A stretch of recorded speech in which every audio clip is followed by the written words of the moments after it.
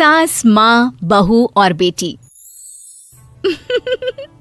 नहीं नहीं, ये कहानी इन सारे के सारे रिश्तों की नहीं, बल्कि 2 रिश्तों में ही सभी रिश्तों के होने की है।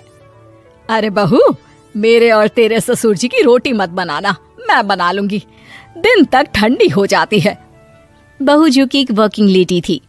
नहीं नहीं माँ जी, मैं अच्छे से कपड़े में लपेट देती हूँ ना, आप क्यों मेहनत करेंगी, माइक्रोवेव में गर्म कर लेना। अरे नहीं बहू, मेहनत मत कर, वैसे भी ऑफिस में कम मेहनत होती है क्या, जा रहने दे। लेकिन बहू मानती नहीं, वो सास ससुर की रोटी बनाकर ही जाती है। दोपहर में खाने के वक्त ससुर जी कहते हैं, अरे बहू को रोटी बनाने के लिए क्यों मना कर दिया, क्या हो गया, ठंडा ही तो खाते आए हम लोग हमेशा से। अरे वो क्या है ना, सुबह ऑफिस जाती है, घर का सारा काम करने में वक्त लग जाता है, अरे थकती है वो अलग, तो मैंने सोचा बहाने से ही थोड़ा कम काम करवाऊं। ससुर मुस्कुरा रहे होते हैं, यह तो अच्छा है, बहू को समझना जरूरी है। वक्त बीत रहा था, घर में सब खुश थे कि एक दिन, माँ जी आप शाम को थोड़ा टहलने निकला करें, घर पर रह रहकर हड्डियां जाम होती है, पापा को भी ले जाए, मैं वक्त पर तो आ जाती हूँ। बहू ठीक 5 बजे ऑफिस से घर आ जाती है, फिर चाय नाश्ता बनाकर सास ससुर के साथ बैठती, उन लोगों को सारा दिन का हाल बताती। रात को पति घर आता है, क्या बात है बेटा, ऑफिस से आकर कभी हम लोगों के साथ भी बैठा कर। अरे माँ, दिन रात काम करके मन ही नहीं करता, अगले दिन की फिर तैयारी होती है, आप और पापा ही कमरे में आ जाओ। इससे अच्छी तो बहू है, कितना भी थकी रहे, घर आकर हम लोगों के लिए चाय नाश्ता बनाना, फिर बातें करना।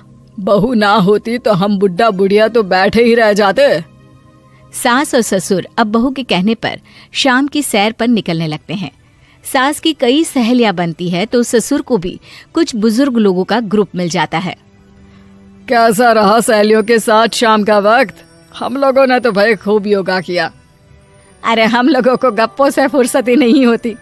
वैसे मिसेस मल्होत्रा आज बहू के बारे में कुछ बोल रही थी। तभी वहां ऑफिस से बहू आ जाती है जो जींस और टॉप में होती है। क्या बात है माँ, क्या कह रही थी आपकी सहेली आपकी बहू के लिए?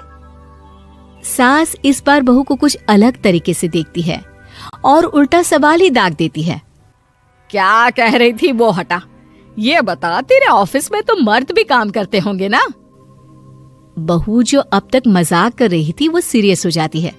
मर्द होंगे नहीं माँ जी, मर्द ही ज्यादा है, हम 5 ही लड़कियां हैं ऑफिस में। अरे तो अच्छा लगता है क्या ऐसे कपड़े पहनती हो? कल से तुम ना साड़ी पहनकर ऑफिस जाना, और हाँ शाम का नाश्ता थोड़ा जल्दी बनाया करो, नाश्ता बनाकर बाद में ही ऑफिस के कपड़े चेंज करने जाना। बहू को समझ में नहीं आता कि सास को हो क्या गया है, लेकिन वो कुछ नहीं कहती, सीधे किचन में जाकर चाय नाश्ता बनाती है और सास ससुर को दे देती है। अगले रोज बहू ऑफिस के लिए तैयार होती है तो खूब सुंदर सी साड़ी पहनती है और ऑफिस के लिए निकलने से पहले सास और ससुर के पैर छूती है और निकल जाती है।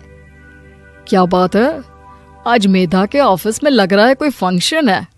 अच्छा, पता नहीं, मुझे तो बताया नहीं, वैसे तो सारी बात करती रहती है। अरे देखा नहीं कैसे साड़ी पहनकर जा रही थी? अरे वो तो मैंने ही बोला है उसे। अरे अच्छा लगता है क्या रोज रोज ऐसे सूटियां? बहू हो, बहू बनकर रहो, और आप भी ना मेधा मेधा मत किया करिए, बहू बोला करिए, सर पर चढ़ जाएगी तो दिक्कत हो जाएगी। सास अब बहू को बहू जैसा रखने लगती है, हर बात पर रोका टोकी, हर बात पर ताने। क्या बात है, आजकल लेट आ रही है ऑफिस से? अरे चाय के लिए भी देर हो जाती है, हम लोग फिर पार्क में भी देर से पहुंचते हैं। सभी की बहुएं वक्त से चाय नाश्ता करा देती है अपने सास ससुर को, बस एक तू ही है जो उस वक्त ऑफिस से निकलती है। माँ जी, वो एक रास्ता पुलिस वालों ने न जाने क्यों बंद कर रखा है, जिसके कारण ट्रैफिक ज्यादा हो जाता है। मैं कोशिश करूंगी कल वक्त से पहले ही निकल जाऊं। ससुर देख रहे होते हैं कि बहू अब परेशान सी रहने लगी है। एक रोज, मेधा, बेटी मेधा। जी पिताजी। बेटा देख जरा कौन सी टी शर्ट अच्छी लग रही है। वो क्या है ना, शाम को सब बदल बदल कर टी शर्ट पहनते हैं, मैं भी सोच रहा हूँ कि आज कुछ अच्छा सा पहन कर जाऊं। हाँ पिताजी, ये सही है। ये लाल वाली ना बहुत जचेगी आप पर। मेरे पापा पर भी डार्क रंग बहुत जचता है। क्या चल रहा है? अरे ससुर के सामने घूंघट तो छोड़ो, ऊपर से रंग बताया जा रहा है टी शर्ट का। अरे बहू, कोई संस्कार दिए नहीं है क्या तेरी माँ ने? बहू इस बार बहुत निराश हो जाती है। वो वहां से तुरंत अपने कमरे में चली जाती है। अब बहू घर का सारा काम करती, ऑफिस जाती, लेकिन साड़ी और सर पर पल्ला लेकर। एक बार पड़ोसन उनके घर आती है। वाह सुमित्रा बहन, बहू का तो रूप ही बदल दिया। ठीक किया, बहू बहू जैसी ही अच्छी लगती है। अच्छा चलती हूँ मैं। पड़ोसन के जाने के बाद सास बड़ी अकड़ के साथ कहती है, देखा मेरा कमाल, कैसे मैंने मेधा बहू को कंट्रोल में कर लिया। अब बारी ससुर के बोलने की थी।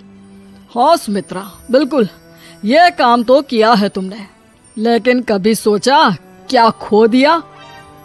क्या खो दिया? मैंने तो कुछ नहीं खोया जी। खोया है, पहले बहू जब ऑफिस जाती तुम्हारे पैर छूकर तुम्हें गले लगाती, लेकिन अब सिर्फ पैर छूती है। हाँ जी, ये बात तो आप ठीक बोल रहे हैं। पहले घंटों हम लोगों से बात करती, कमरे में ना जाती, ऑफिस से आते ही खुद की चाय, खाना, नाश्ता सब हम लोगों के साथ करती, सारी बात बताती। लेकिन क्या तुम्हें पता है, बहू की तबीयत खराब चल रही है, वो माँ बनने वाली है।